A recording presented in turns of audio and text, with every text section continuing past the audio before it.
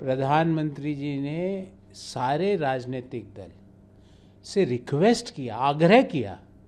कि देश की मातृशक्ति के हक के बीच में रोड़ा ना अटकाएं।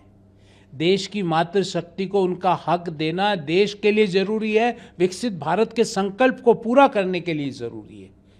प्रधानमंत्री जी ने यह भी कहा कि भाई क्रेडिट तुम्हें लेना है तो आप ले लीजिए,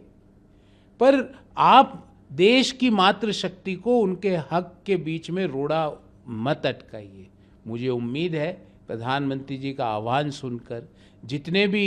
दल जिन्होंने विमेन रिजर्वेशन बिल के खिलाफ वोटिंग की थी, वह उनकी अंतरात्मा उनकी जागेगी और देश की माताओं बहनों के हक के बीच में रोड़ा अटकाने की उनकी राजनीति है, उसको वो समाप्त करेंगे। सर, प्रधानमंत्री ने आज दिमागी नक्सल का भी जिक्र किया और कहा कि जो लोग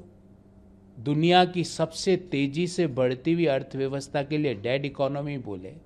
तो वो भारत के विकास के अवरोध उत्पन्न करते हैं। जो लोग भारत की हर विकास यात्रा पे प्रश्न चिन्ह लगाए, भारत के गौरव पे प्रश्न चिन्ह लगाए, भारत विरोधी ताकतों से विदेशों में जाकर छुप छुप के मिले, भारत के जो शत्रु देश है उनसे फंडिंग ले, वो लोग भारत के विरोध में है, भारत की विकास यात्रा के विरोध में है, विकसित भारत के संकल्प के विरोध में है। उन लोगों का जो वैचारिक जो मत है वो भारत के विरोध में है। प्रधानमंत्री जी ने आह्वान किया कि ऐसे लोगों को चिन्हित किया जाना चाहिए जिनकी सोच भारत के विरोध है। भारत के सम्मान जब होता है, भारत जब आगे बढ़ता है तो उनके हृदय में कष्ट होता है। ऐसे लोगों को चिन्हित करके साइडलाइन किया जाना जरूरी है, क्योंकि जैसा प्रधानमंत्री जी ने लाल किले की प्राचीर से कहा कि विकसित भारत 2047 का जो सबसे मजबूत पिलर है वो देश के युवा है। और जिस तरह से युवाओं के लिए 1 करोड़ युवाओं को एआई की ट्रेनिंग से लेकर 2036 में ओलंपिक गेम्स की भारत की तैयारी तक, और प्रधानमंत्री जी ने युवाओं से आह्वान किया कि ओलंपिक गेम्स में हम उन सब गेम्स में पार्टिसिपेट करें, मेडल जीते जिन गेम्स में अभी हमने पार्टिसिपेट नहीं किया है। तो प्रधानमंत्री जी का जो भाषण था लाल किले की प्राचीर से, वो देश के युवाओं को ताकत देने का, देश की महिलाओं को ताकत देने का, देश की मैन्युफैक्चरिंग को ताकत देने का, देश के अन्नदाताओं को ताकत देने का, उसमें पूरा खाका देश के सामने रखा है। और जो लोग इस वैचारिक युद्ध में भारत के खिलाफ है, जो दिमागी रूप से भारत का विरोध करते हैं, उन लोगों को चिन्हित करके देश के लोगों को साइडलाइन करना चाहिए।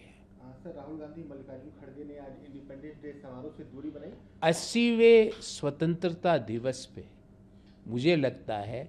सारे राजनीतिक दल, क्योंकि राजनीतिक दल तो भारत के हैं, अगर भारत के राजनीतिक दल के प्रमुख लोग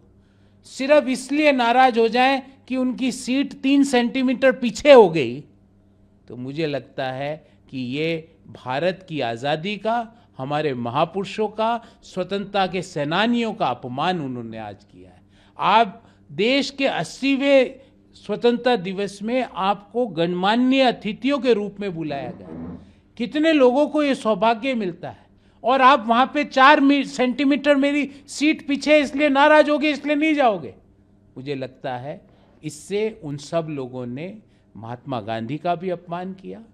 पंडित नेहरू का भी अपमान किया, सरदार पटेल का भी अपमान किया, सुभाष चंद्र बोस का भी अपमान किया, जिन लोगों ने अपना पूरा जीवन खपा दिया देश की आज़ादी के लिए। और उस आज़ादी के महोत्सव में अगर आपको ये सिर्फ प्रॉब्लम है कि मेरी 4 सेंटीमीटर सीट आगे और पीछे क्यों हो गई, तो ये आपकी तुच्छ मानसिकता